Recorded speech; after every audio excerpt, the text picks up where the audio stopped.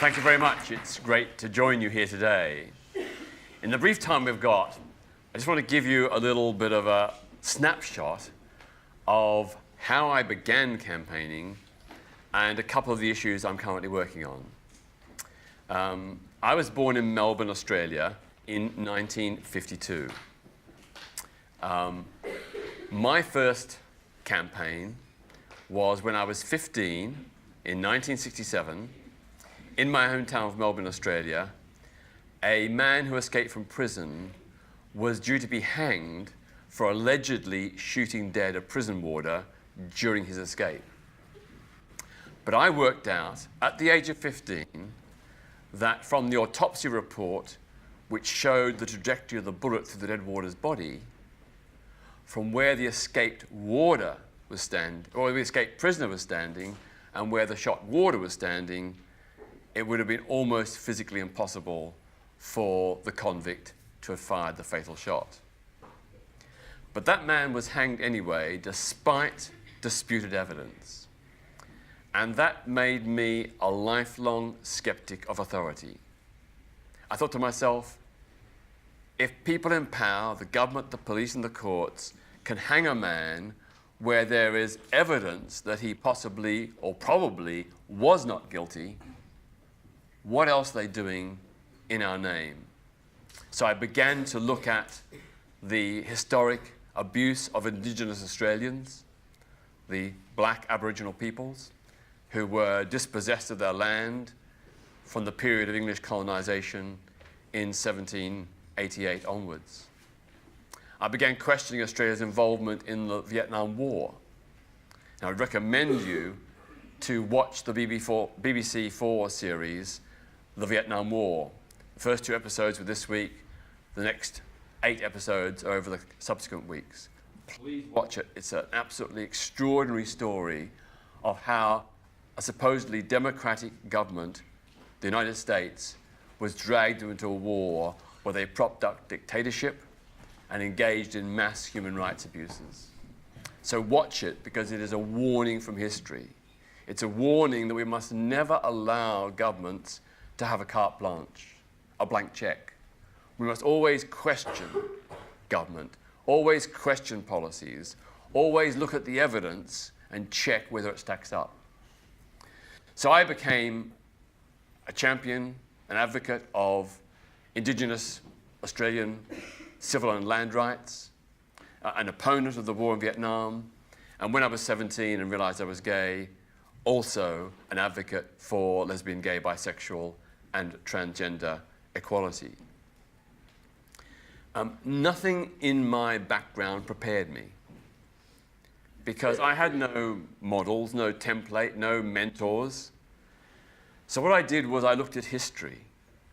I looked at examples in history of successful human rights campaigns, such as that by Mahatma Gandhi and the struggle for Indian independence against British colonial rule, such as the struggle of the suffragettes who campaigned for votes for women, and such as the black civil rights movement in America, where they campaigned against voting denial and segregation of public places. I looked at those examples. I looked at the values, the ideals, the methods, the techniques they used, and applied them to my own human rights work. And so, just to give you a very quick snapshot of a few things I've done over the years, in 1973, I staged the first ever protest for LGBT rights in a communist country, in what was then the communist half of Germany, the German Democratic Republic. I was arrested, interrogated, and bullied by the secret police. Some years later, as you've heard, I stood in the Bermondsey by-election in 1983 as a Labour candidate. Because I was on the left and because I was gay, I was subjected to an horrendous campaign of harassment and violence. When out canvassing on the doorsteps, seeking people's votes, I was physically assaulted over 150 times, including 2 attempts to run me down in a car. On top of that, there were over 30 attacks upon my flat, including bricks and bottles through the windows, and even a bullet through my front door. Many commentators say it was probably the dirtiest, most violent by-election in Britain in the 20th century. But I survived. I lost the election, but I survived. And that experience redoubled my resolve to champion human rights. A bit later, some years later, I helped organize the world's first ever HIV human rights conference to defend the human rights of people with AIDS and HIV, which in those days, in the 1980s, governments, including the British government, were very, very negative. We're not providing the support and the funding for people with the virus. And there was big talk about increasing repression, including quarantining people with HIV against their will. That conference and the subsequent, we had a big mass candlelit march through central London, resulted in the World Health Ministers Summit in 1988, eventually coming out with a declaration against discrimination and calling on governments to work with people with HIV and marginalized communities to produce a collaborative effort to conquer that terrible disease. A bit later on, in 1994, together with my colleagues from the LGBT rights group Outrage, we outed 10 Anglican bishops. These were bishops of the Church of England who were gay, but were part of a church that was anti-gay. So we didn't out them because they were gay. We outed them because they were hypocrites and homophobes. They were supporting a church which was opposed to LGBT human rights.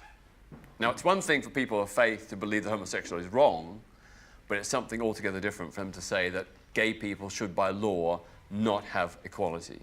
And that's what the church was saying, and those bishops are part of that church, so that's why we named them. The consequence was that none of those bishops ever again, as far as I know, made any anti-gay comments. And 2 of them eventually became great allies of the LGBT community. A bit later, in 1999, myself and 3 other members of Outrage, the LGBT group, we ambushed the President of Zimbabwe, Robert Mugabe, in London. We ran in front of his motorcade, forcing it to halt, in protest against the human rights abuses by his regime. Even though we had evidence that he'd authorized torture of critics, even though we had that evidence, and even though British and international law says condoning or acquiescing in torture is a crime, we were arrested, whereas President Mugabe was given a police escort to go Christmas shopping at Harrods. 2 years later, in 2001, I repeated the attempt, only this time I was by myself because I couldn't get anybody to come with me. I went to Belgium, to Brussels, and ambushed President Mugabe in the lobby of the Hilton Hotel, again seeking his arrest on charges of torture, contrary to Belgian and international human rights law. I was set upon by his bodyguards. I got within about 3 or 4 feet of him, but I was set upon by his bodyguards and eventually beaten unconscious and left in the gutter. But both these attempted citizens' arrests of President Mugabe, although they did not succeed, they did promote media coverage which highlighted the abuses of his regime. And particularly when I was so badly beaten, and it's caused me some permanent brain and eye damage, especially when I was so badly beaten in Brussels in 2001, everybody concluded if President Mugabe is prepared to have his bodyguards beat up a peaceful protester in the heart of a European capital city, in broad daylight, in front of the police and in front of the world's media, just imagine what he's doing to his own people when no one is watching. So it was that effectiveness in terms of raising awareness. In 2002, Mike Tyson, the boxer, had been making very homophobic remarks about Lennox Lewis, the British boxer who was due to fight him. And he'd made a whole series of really vicious, nasty, homophobic slurs. So I went to Memphis, where the title fight was being held. I found out where Mike Tyson was training, and I lay in wait outside his training camp. And when he arrived, I ambushed him and challenged him over his homophobia. I can remember now that when I challenged him and confronted him, he clenched his fist, and I thought he was going to punch me. But then he saw there were TV cameras, and he put his fist down. But he was like really, really angry, really, really angry. And I said, look, if you're saying you didn't mean to be homophobic, then please don't be homophobic, and please say something to show you're not homophobic. So Mike Tyson then turned to the TV cameras and said, I'm against discrimination against gay people. Fantastic. No other boxer at that time, and I doubt since, has ever said something so explicit. So he did acknowledge that what he said was wrong, even though he claimed he didn't really mean it. And then he did make a positive statement in support of LGBT rights. Very quickly, I just wanted to sort of give you a flavour of some of the campaigns that we do. A very big campaign we run is about free speech. The importance of allowing people to have their say, even if we disagree with them. Now, that doesn't mean to say they should be given a free ride. So if they're racist or anti-Muslim or anti-Semitic or homophobic, biphobic or transphobic, of course, no one should be given a free pass. They should be challenged. But the best way to defeat bad ideas is with good ideas. You know, to counter those ideas with evidence is far more effective than banning people or platforming them.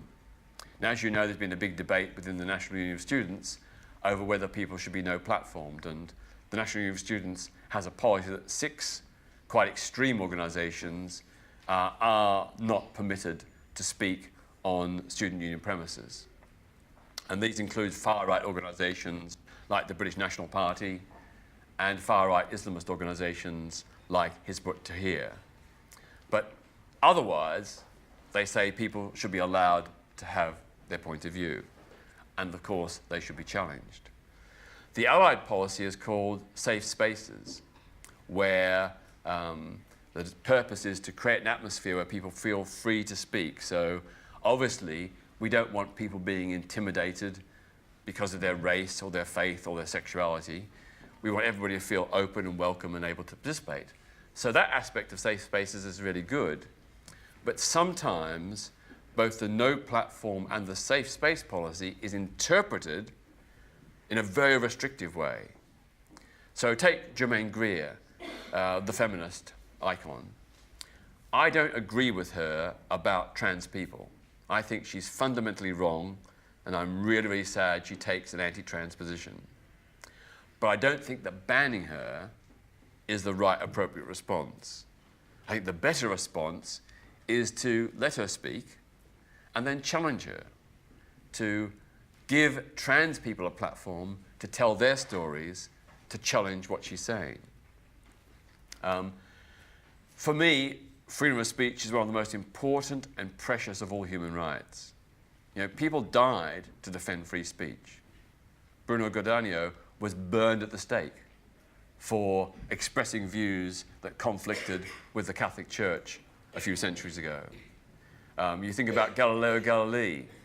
He was excommunicated from the Catholic Church for 400 years for daring to suggest a different understanding of the universe as was taught by the Catholic Church in those days. Likewise, so many people throughout history have said very important things which many people have found offensive. Charles Darwin, Sigmund Freud, Karl Marx, Richard Dawkins. There are lots of people out there who say things that some people find offensive. But I don't think there's a right to not be offended. I think we have to have a contest of ideas. We have to challenge ideas. We have to think them through. We have to provide evidence and counter-evidence. So there's only 3 circumstances where I think that restrictions on free speech are justifiable. The first is that when someone says something that's demonstrably untrue and damaging. So, for example, if I falsely accused one of your teachers of being a paedophile, that was a false allegation, then I shouldn't be allowed to say that. That's not free speech, that's an abuse of free speech.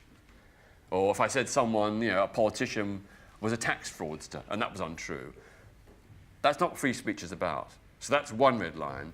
The second is when people engage in speech that is threatening, menacing, persistently abusive, and amounts to harassment.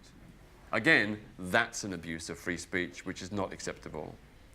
And the final red line is incitements to violence.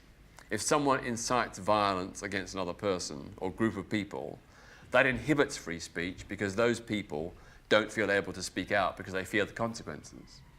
So in those three instances, I think it is legitimate to put some restrictions on free speech, but otherwise challenge and protest. So I supported the protests at Oxford University against Germaine Greer. I didn't support her being banned, but I did support the protests against her. I think that is the way to go. Finally, very briefly, my Human Rights Foundation runs the world's first and only LGBT Muslim Solidarity campaign. Our campaign is designed to encourage dialogue and understanding between the LGBT community and the Muslim community. And the basis of that is very simple. Although anti-Muslim prejudice and anti-LGBT prejudice are different, they're both forms of prejudice. The Muslim community and the LGBT community both suffer prejudice, discrimination, and hate crime. So our view is that we should be working together to fight hate crime, fight prejudice, fight discrimination. That whatever differences we can have those differences, but let's work together to protect and defend both our communities. And in particular, we want to defend lesbian, gay, bisexual, and transgender Muslims who are often victimized by other members of the Muslim community. Not always. There are some great Muslim parents who accept their LGBT sons and daughters. There are some great LGBT Muslim spokespeople. The LGBT group Imam organizes LGBT Muslims. We've got some fantastic Muslim members of parliament, all but one of whom voted for same-sex marriage. So we mustn't generalize and stereotype Muslim people, but we do need to challenge homophobia within that community because, sadly, quite a high proportion or significant proportion of young Muslim people are rejected by their families. Some are thrown out on the streets when they're just teenagers. They're left destitute and homeless because their parents cannot accept their sexuality or their gender identity. There are a small number of very extremist Islamist clerics who preach against gay people, saying we should be put to death. That quite clearly is not acceptable. People can hold a view, that's fine, but to publicly say that gay people should be put to death, that is crossing a red line. So I think I'll finish there and leave it open to you to ask some questions. Thank you.